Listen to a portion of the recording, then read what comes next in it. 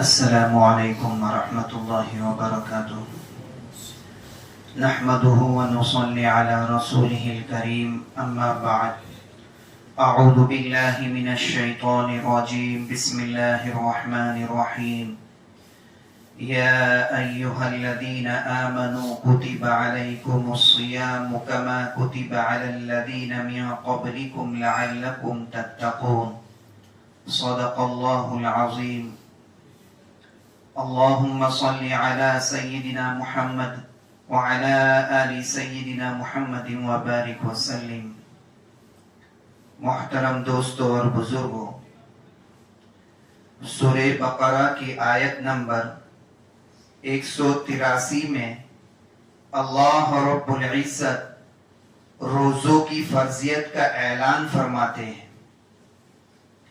سرکار دو عالم خاتم النبیین صلی اللہ علیہ وسلم نے جب مکہ مکرمہ سے مدینہ منورہ ہجرت کی تو سن 2 ہجری میں یہ آیت نازل ہوئی، اور اس آیت کے نازل ہوتے ہی روزوں کا جو سلسلہ چل رہا تھا وہ فرض روزوں میں تبدیل ہو گیا. روزہ رکھنے کا تصور تو اس سے پہلے بھی موجود تھا، لیکن اس آیت کے نازل ہوتے ہی روزوں کو رمضان المبارک کی صورت میں فرض روزوں کا درجہ دیا گیا. اللہ رب العزت نے انداز ایسا اختیار کیا کہ یا ایھا الذین آمنوا کتب علیکم الصیام، کہ اے ایمان والو تم پر روزے فرض کر دیے گئے ہیں، جس سے یہ ظاہر ہوتا ہے کہ واقعی ایک خالق اپنے مخلوق کو کسی بات کا حکم دے رہا ہے. پوچھا نہیں جا رہا ہے کہ تم پر روزے فرض کرے یا نہیں، یا ہم تم پر روزے فرض کرنے والے ہیں، بلکہ جو بارگاہ میں طے ہوا اس کی اطلاع کی جا رہی ہے کہ تم پر روزے فرض کر دیے گئے ہیں. ایک مخلوق کی حیثیت سے اپنے خالق کا حکم تمہیں اس طرح ماننا ہے کہ جیسے اپنے خالق کا حکم تمہیں اس طرح ماننا ہے کہ جیسے ہی حکم آ گیا اب تمہیں دوسری کوئی بات نہیں کرنی، اب تمہیں روزوں کا اہتمام کرنا ہے، اب تمہیں اس کی حکمتیں نہیں پوچھنی، اپنے عقل کے گھوڑے نہیں دوڑانے کہ پہلے نفلی تھا اب اچانک فرض کیسے ہوا، کیوں ہوا وغیرہ. آیت میں سیام کا لفظ استعمال ہوا ہے جس کے معنی روزے کے ہیں. صوم لغت یعنی زبان کے اعتبار سے کسی کام سے رک جانے کو کہتے ہیں. روزے کو صوم اس لیے کہا جاتا ہے کہ اس میں سحری کا وقت ختم ہو جانے سے سورج غروب ہونے تک کھانا پینے اور ازدواجی تعلق قائم کرنے سے خود کو روکنا پڑتا ہے. اس آیت کے دوسرے حصے میں اللہ رب العزت نے ارشاد فرمایا کما کتب علی الذین من قبلکم، اس طرح تم سے پہلے لوگوں پر بھی فرض کیے گئے تھے. یعنی آپ صلی اللہ علیہ وسلم کی امت سے پہلے بھی روزوں کا سلسلہ موجود تھا. آپ صلی اللہ علیہ وسلم جب مدینہ منورہ تشریف لے گئے، وہاں یہودیوں کی بہت بڑی تعداد آباد تھی، اور یہودی عاشورہ یعنی محرم الحرام کی 10 تاریخ کا روزہ رکھنا فرض سمجھتے تھے. ان کا یہ ماننا تھا کہ اسی دن اللہ تعالیٰ نے فرعون اور اس کے مظالم سے بنی اسرائیل کو آزادی عطا فرمائی تھی. اس تاریخی شکرانے کے طور پر ان میں روزے رکھنے کا رواج پیدا ہوا، اور آپ صلی اللہ علیہ وسلم کے زمانے تک یہ رواج جاری تھا. اس کے علاوہ عیسائی مذہب میں بھی روزوں کا سلسلہ موجود تھا. اسی پس منظر کو سامنے رکھتے ہوئے فرمایا کہ تم سے پہلے کی امتوں میں بھی یہ سلسلہ جاری رہا ہے، لہذا تم سے کسی نئے اور انوکھے کام کرنے کا نہیں کہا جاتا. کما کتب علی الذین من قبلکم، اسی لیے اللہ نے فرمایا کہ تم سے پہلے یہ فرض کیے گئے تھے، تم سے کوئی نیا کام نہیں کروایا جا رہا. اسی طرح ایک تسلی والی بات کر دی، جیسے ہم کسی شخص کو کوئی نیا کام کرنے کا کہہ دیتے ہیں کہ آپ یہ کام کریں، اور اسے ساتھ ساتھ بتاتے ہیں کہ یہ کام فلاں بھی کر چکا ہے اور میں نے خود بھی کیا ہے وغیرہ، تو اب اس کے کرنے والے کو ذرا تسلی ہو جاتی ہے، اطمینان ہو جاتا ہے کہ یہ کام میں پہلی بار نہیں کر رہا. یہ اگر اتنا مشکل ہوتا تو یہ بھی نہ کر سکتا، ان سے پہلے لوگ بھی نہ کر سکتے. تو اللہ رب العزت نے جیسے تسلی کا کلمہ ذکر فرما دیا کہ تم سے پہلے بھی روزے کی عبادت کا تصور تھا. آیت کے آخر میں روزے کا مقصد ذکر فرمایا کہ روزے کا سلسلہ کیوں شروع کیا اور اس کا اصل مقصد کیا ہے. یہ بھوک اور پیاس برداشت کرنا اور ازدواجی تعلق سے دور رہنا، ان سب کا اصل مقصد کیا ہے؟ اللہ رب العزت ہمیں بھوکا اور پیاسا رکھ کر کیا چاہتا ہے؟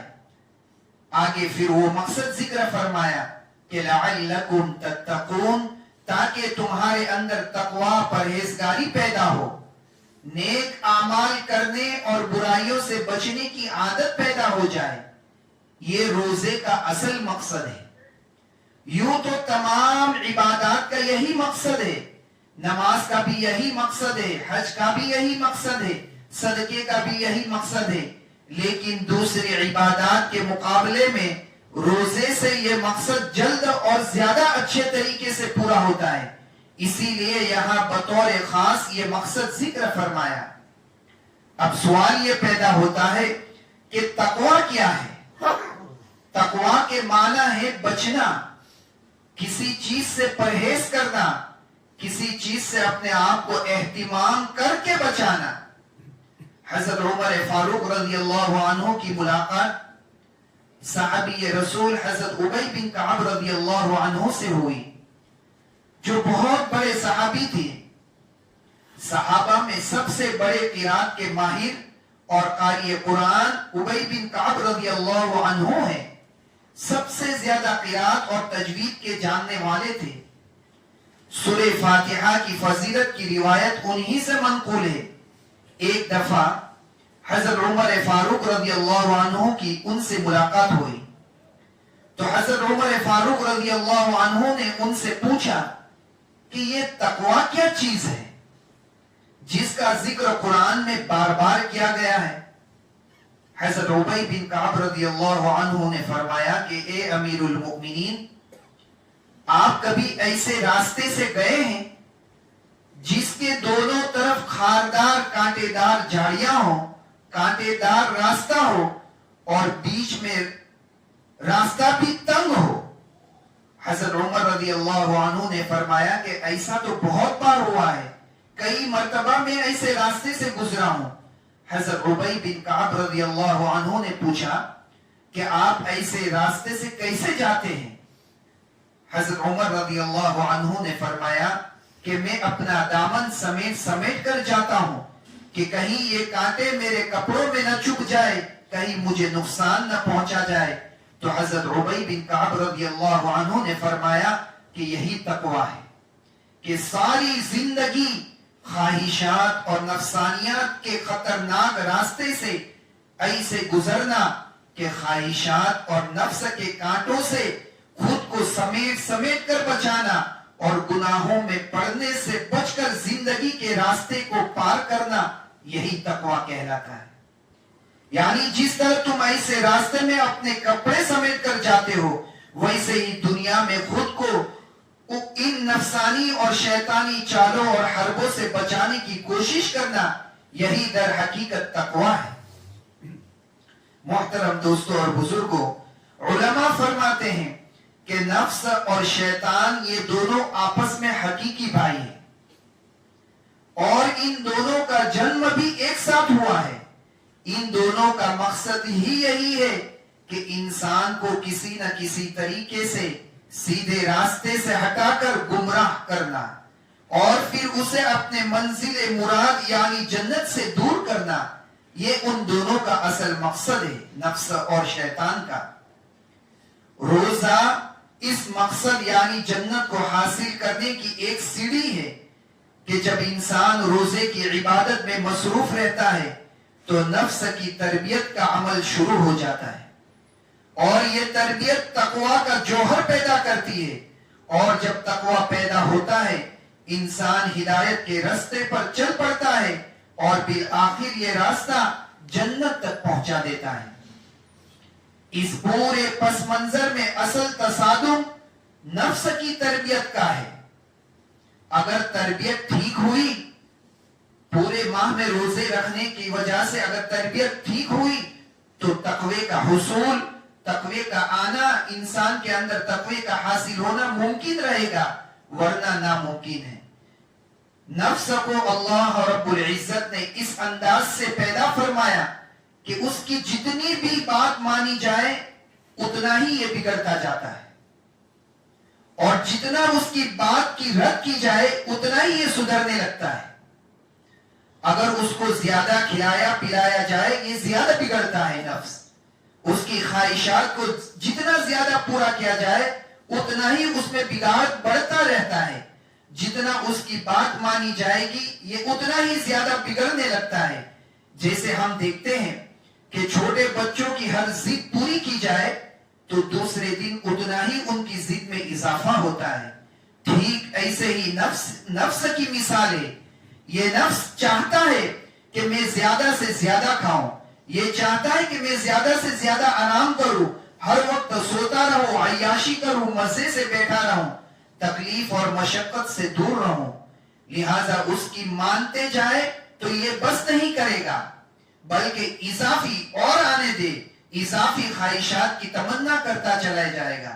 مثلا نفس چاہتا ہے کہ اس کی جنسی خواہشات زیادہ سے زیادہ پوری ہو، لیکن جتنا زیادہ ملے گا اتنا ہی تقاضا بڑھتا جائے گا۔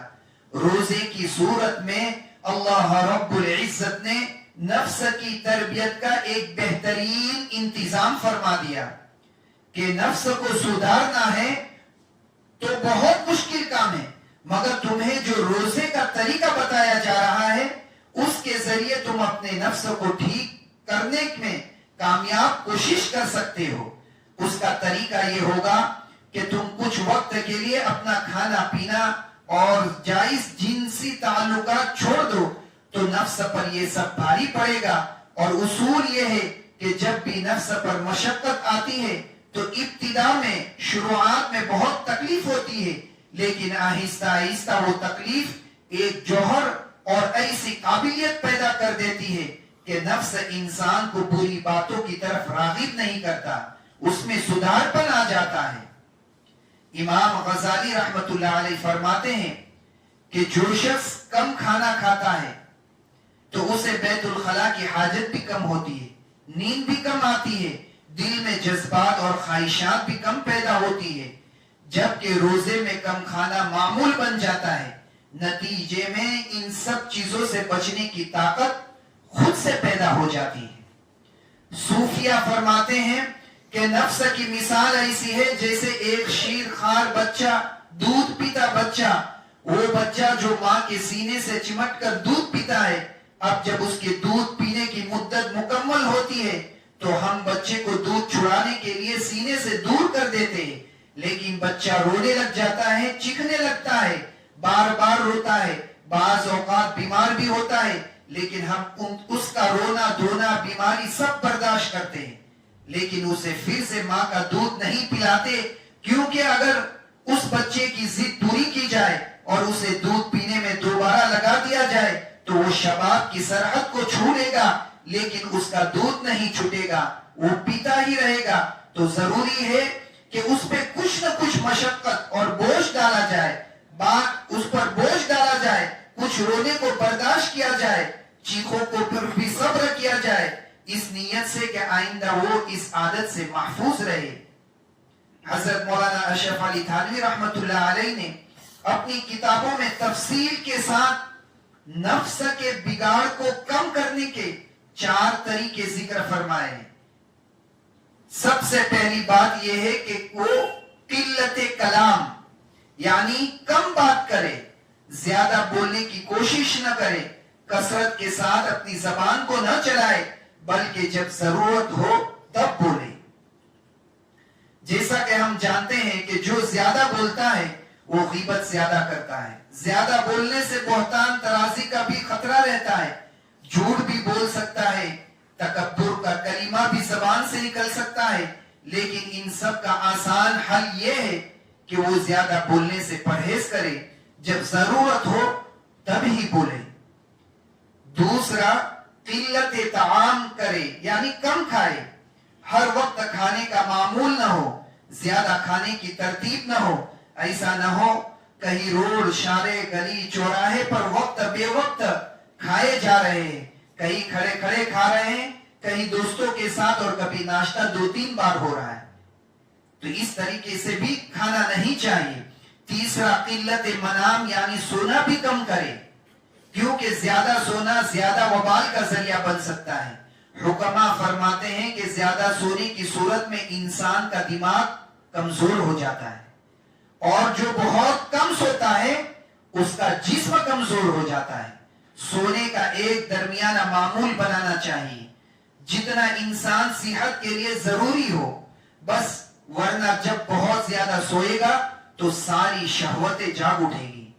چوتھا, قلت اختلاط مع الانام, لوگوں کے ساتھ کم سے کم تعلق رکھے, غیر ضروری تعلق سے اجتناب اور پرہیز کرے, بس حقوق العباد کی فکر کرے, ورنہ زیادہ میل جول سے گناہوں کے مواقع بڑھنے کا زیادہ امکان رہتا ہے. جو شخص یہ 4 کام کرے گا اس کے لیے نفس کو راہ راست پر لانا آسان ہو جائے گا. جیسے فرمایا آیت میں, لعلکم تتقون, تاکہ تمہارے اندر پرہیزگاری آ جائے اور تم متقی بن جاؤ. اور متقی انسان تبھی بن سکتا ہے جب وہ نفس کے تقاضوں پر عمل نہ کرے, جو دل چاہ رہا ہے اس کے خلاف کرے. مثلا فجر کے وقت اگر دل چاہ رہا ہے کہ سویا رہو تو پھر نہ سوئے, اور تنگ دستی میں دل چاہ رہا ہے, پیسے نہیں ہے, کم ہے, اس حال میں سامنے حرام ہے اور اس سے مالا مال ہو رہا ہے انسان, تو دل چاہ رہا ہے کہ حرام کما کر مالا مال ہو جاؤ, تو تنگ دستی کو ہی برداشت کرے. نفس کی چاہت ہو کہ نظر اٹھا کر خوبصورت چہرے دیکھو تو یہ نظر نیچی رکھے. ڈاکٹر حضرت عبدالحی عارفی رحمت اللہ علیہ نے اپنا واقعہ خود ذکر کیا ہے کہ جو نفس کہہ رہا ہے اس کے خلاف کیسے کرتے ہیں. وہ بتاتے ہیں کہ میں ایک دفعہ رات کو تہجد کے لیے اٹھا تو شیطان نے میرے ذہن میں یہ بات ڈالی کہ بڑھاپے میں تہجد پڑھنے کی کیا ضرورت ہے. گویا نفس اس کی گفتگو ہو رہی ہے, گویا ان کی نفس سے یہ بات چیت ہو رہی ہے. نفس کہہ رہا ہے کہ ابھی بڑھاپا ہے, کیا تہجد پڑھ کے کیا کرے گا, سوچا. آپ ابھی اپنی صحت کا خیال رکھیں, آپ ذرا یہ بھی دیکھیں کہ یہ کوئی فرض نماز تو نہیں ہے بلکہ نفلی نماز ہے. یہ نفس ان سے بات کر رہا ہے, یہ تو آپ پر لازم بھی نہیں ہے, اور آپ پر اتنی کمزوری آ گئی ہے کہ آپ تو فرض نماز بھی گھر میں پڑھ سکتے ہیں. لیکن ڈاکٹر صاحب نے من ہی من میں جواب دیا کہ میں تہجد پڑھنے کے لیے نہیں اٹھ رہا. اپنے نفس کو کیا کہا, میں تہجد پڑھنے کے لیے نہیں اٹھ رہا بلکہ میں تو بس بیٹھ جاتا ہوں تھوڑی دیر اور 2-4 ذکر کر کے, کلمات ذکر کے کہہ کر پھر سو جاؤں گا. جب وہ بیٹھ گئے اور ذکر کیا تو جب سونے کا تقاضا ہوا تو انہوں نے اپنے نفس سے مخاطب ہو کر کہا کہ ایک مرتبہ جب اٹھ ہی گئے ہو اور بیٹھ ہی گئے ہو تو وضو کر کے آ جاؤ اور سو جاؤ. اب جیسے ہی نفس ہمیں ٹالتا ہے بلکہ ویسے ہی انہوں نے نفس کو ٹالنے کی کوشش کی. اب تو سونے کا وقت ہے تو انہوں نے کہا اب جب اٹھ ہی گئے ہو, اپنی نیند کا خمار توڑ دیا ہے اور باوضو ہو تو اب 2 رکعت نماز پڑھ کے سو جاؤ. اب آخر کو ٹالنے میں کامیاب ہو جاتے ہیں, یعنی یہ انداز اختیار کیا ہے کہ نفس جس بات کا تقاضا کر رہا ہے اسی بات کے خلاف جانا, جس چیز کا داعیہ اور رغبت پیدا ہو رہی ہے اس کے خلاف چلنا, جیسے داعیہ پیدا ہو رہا ہے کہ نظر اٹھانی ہے اور دیکھنا ہے تو اس کے خلاف چل کر نظر کو جھکا دینا ہے. دل میں داعیہ پیدا ہو رہا ہے کہ اب سو جانا بہتر ہے تو اس کے خلاف اٹھ کر نماز کے لیے جانا ہے. داعیہ یہ پیدا ہو رہا ہے کہ نماز میں گھر میں ہی پڑھ لیتا ہوں تو اس کے خلاف یہ ہے کہ میں ہمت کر کے مسجد چلے جاتا ہوں. تو جب تک اس نفس پر آرے نہیں چلائیں گے تب تک تقوی کا جوہر پیدا نہیں ہوگا. روزے کے ذریعے اللہ رب العزت نے اس مشکل اور لمبے کام کو آسان کر دیا کہ انسان کی طبیعت کے خلاف جتنے کام ہیں وہ سب روزے میں ایک ساتھ شامل کر دیے.